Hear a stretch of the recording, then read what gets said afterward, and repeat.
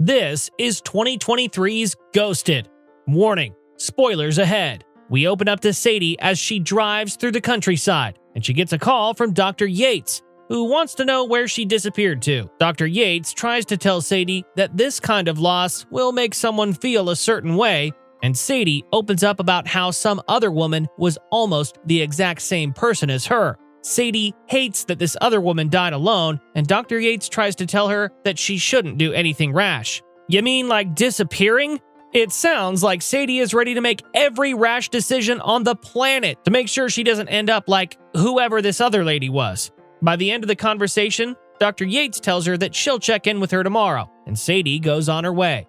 Meanwhile, in Washington, D.C., Cole is handling things with a customer, but he's lost his cash box. Even if I didn't know this was an Apple movie, the obscene amount of product placement in the first 2 minutes would make it very clear. Cole has to use an Apple tracking app to find the cash box that is hiding under a bag that he already checked under. What would we do without Apple? Some of Cole's other friends try to comfort Cole since it turns out that he just got dumped, but he's not very keen on listening to any of their advice. It turns out that Sadie has stopped at the same market to do some shopping for her apartment, and Cole comes over to help her with getting a houseplant. The two of them seem to hit it off fairly quickly, but Sadie tries to explain that she's gone for work for quite a while. Cole tries to find a plant that will handle her being gone, but the more he looks, the more the two of them end up arguing. In the end, whatever quirky connection they had is definitely gone, and Sadie leaves with a plant she's going to kill within a week. When Edna comes back, she tries to point out that Sadie was actually flirting with him.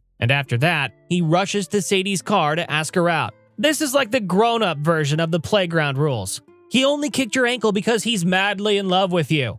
He only put chewed-up bubblegum in your hair because he secretly wants to share his lollipop with you. Well, guess what? It actually works. Cole completely abandons his booth to go on a coffee date with Sadie, and it actually goes surprisingly well. The coffee stop ends up turning into a much longer date, and by the end of it, they agree to go out another time. Sadie goes over her family history and how her mother and her fled their original country on a raft, and Cole tells her that this entire moment was incredible. Just when Cole thinks that their little date is ending, Sadie takes him to a bar for a little rock karaoke, and they spend the rest of the night together. Actually, the two of them stay out until the next morning, and they say their goodbyes. Just kidding, they get it on good. So much for not making any rash or big decisions. Later, Cole heads back to his family's farm, and he tells his whole family that he thinks Sadie is the one. Mom and Dad seem pretty happy for him, but his sister Maddie thinks that Cole is just going to smother Sadie like every other girl. Sure enough, Cole spends the day sending constant texts to Sadie, but he doesn't get any replies. Maddie thinks that Sadie has ghosted Cole, but he's living in denial. Here's where Apple comes in again. Apparently, Cole left his inhaler in Sadie's purse, and it has a tracker on it. So logically, Cole tracks Sadie. Not creepy at all. Better yet, when he finds out that she's in London, his own mother thinks that he should pop over to London and surprise her. Sounds like a restraining order would be in place pretty soon. Maddie thinks that this is a terrible idea, but Cole's parents are very supportive of the idea. Sure enough, Cole pops over to London, and the cab driver even thinks that Sadie has ghosted him. Cole follows the tracker on his phone until he ends up running into a bar, but when he turns around, he gets jumped by some thugs who drug him and take him away. When he wakes up, he finds that the henchmen have mistaken him for someone called the Taxman, who is messing with their operation, but they aren't believing his claims of being who he really is. This is a terrifying torture room. It's full of bugs that have the most painful stings and bites. And if you weren't already scared of bugs, you would be after seeing what's in here. The torturer decides to start with the murder hornet, but suddenly the door bursts open. A woman takes out every single bad guy, and it turns out to be Sadie. Well, hello, lady of mystery. Naturally, she trusts Cole with her life after spending a night with him, because now she's giving him a weapon and telling him to watch her six. Cole goes back for his suitcase, for crying out loud. I'm not giving him a gun. Sadie tells him that she's actually a CIA agent, and Cole pieces together that she's actually the taxman they're looking for. Cole can't believe that Sadie has this crazy life, and Sadie can't believe that she thought he was low maintenance. She even admits that she was going to call him when she got back from this mission, But she had a slight change of heart when he texted her 11 times in 2 days. When they finally escape the cave system, Cole finds out that they're actually in Pakistan now, and their ride gets blown up by incoming soldiers. Do you understand how weird it is to see Captain America not be doing Captain America things in this situation? Sadie ends up stealing a bus, and the two of them reverse their way down the mountain. I can't lie, this entire chase sequence is very James Bondish. But if James Bond had a quirky, amateur sidekick. Cole and Sadie manage to take out every single bad guy, and somehow their bus makes it just long enough to take them away from the action. Back at the cave system, the big bad boss man, Levick, gets to hear the news that Cole is the tax man that they're looking for. But we all know that isn't true. When he finds a surviving agent, he decides to pour some of his crazy ants on him, and we finally get to see what kind of pain they cause. Levick sets a bounty on the tax man, and he goes on his way. Meanwhile, Sadie and Cole reach a nearby town, and they head to a nearby club to meet Marco. Marco definitely has a past with Sadie, and Cole picks up on the not-so-subtle hints fairly quickly. Marco is helpful, though, and he says that Levick had a biochemical weapon called the Aztec, and he's getting ready to sell it. Okay, once Marco understands the dynamic between Sadie and Cole, he really does try to make things better, but it just doesn't work out that way. At least Cole seems okay, because Sadie left Marco while they were getting it on, and he ended up getting his hand cut off in the process. Was it worth it? According to him, yes. That is the best compliment anyone can ever get in the bedroom. Sadie has had enough of this talk, though, and she pays Marco to get Cole back to the States. Before Sadie leaves, she warns Cole not to contact her ever again. But Cole assures her that he never planned to, and just like that, Marco is dead. Hey, we got Captain America and the Falcon in a movie? This is just the Avengers without superpowers. The grandson of Sam takes Sadie and Cole hostage to get the bounty on the taxman's head, but he doesn't last very long before the leopard takes him out and takes over the bounty. I'm not just calling them that to describe them in a certain way. Those were actually the names they chose and introduced themselves as. Oh, and the leopard is done. Bucky! The gang's all here! While I wish they had named him Bucky just to make his appearance even funnier, he calls himself God the Bounty Hunter. God puts little chips on Sadie and Cole's necks, which will send 50,000 volts through their body if they don't do what God says. Hey, grandson of Sam is back! This is turning into a really weird Monty Python skit now.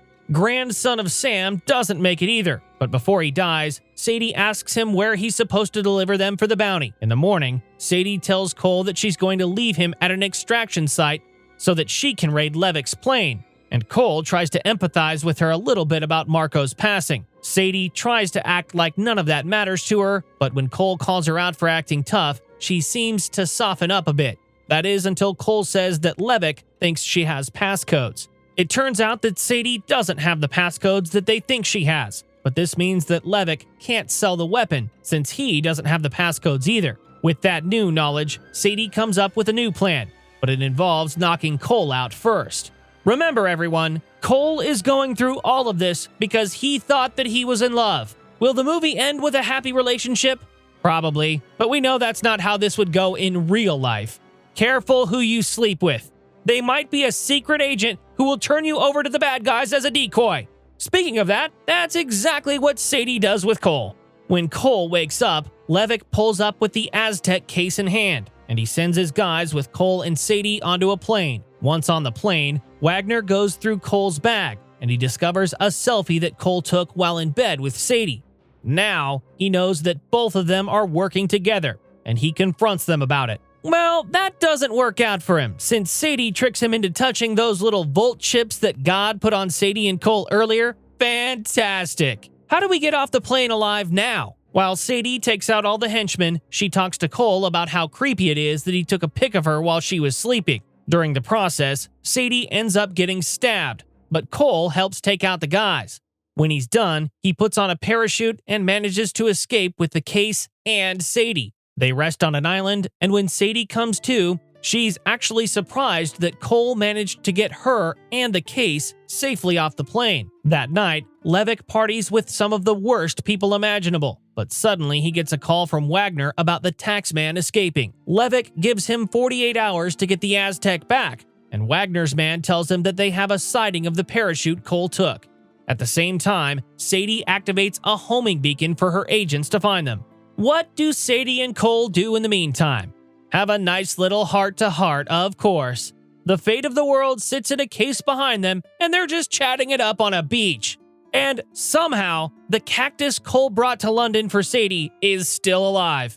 In the morning, Sadie hears the rumble of engines closing in, and she has to choose between retrieving the case and saving Cole. She decides to put Cole first, and she takes out the henchman chasing him. After getting to safety, the Marines tell Sadie that it's time to go home, and once back in the States, Agent Jackson hooks Cole and Sadie up to a polygraph machine. Jackson thinks that Sadie made a terrible decision in saving Cole's life instead of retrieving the Aztec, and this starts a little bit of tension between Sadie and Cole. After putting all of their emotions out there, Sadie gets called to the boss's office. Once they get separated, Jackson tries to see if Cole thinks that Sadie is double-crossing the agency, and Dr. Yates tells Sadie that she's suspended. She's lucky that that's all they're going to do. But guess who steps in and solves the entire case? That's right, Farmer Cole figures out that the passcode is hidden in a houseplant. Go figure. Sadie thinks that they can use this to draw Levick in, but Jackson says they'll need Cole to play as the taxman again. Sadie thinks that this idea is too dangerous, but she's sent home because she's suspended. Meanwhile, the trap is set for Levick, and he realizes that he has no choice but to go through with it.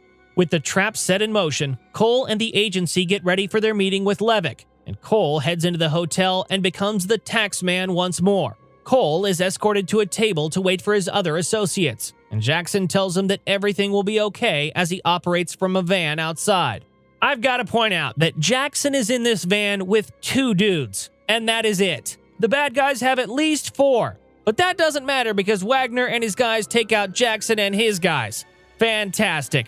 Now it's just the farmer against the supervillains. At least he was a wrestler in high school. Cole almost leaves when he hears that things are going sideways, but he stays after realizing that his family will be in danger if Levick isn't stopped now. Just then, Levick and his investors show up, and Cole continues to play the part.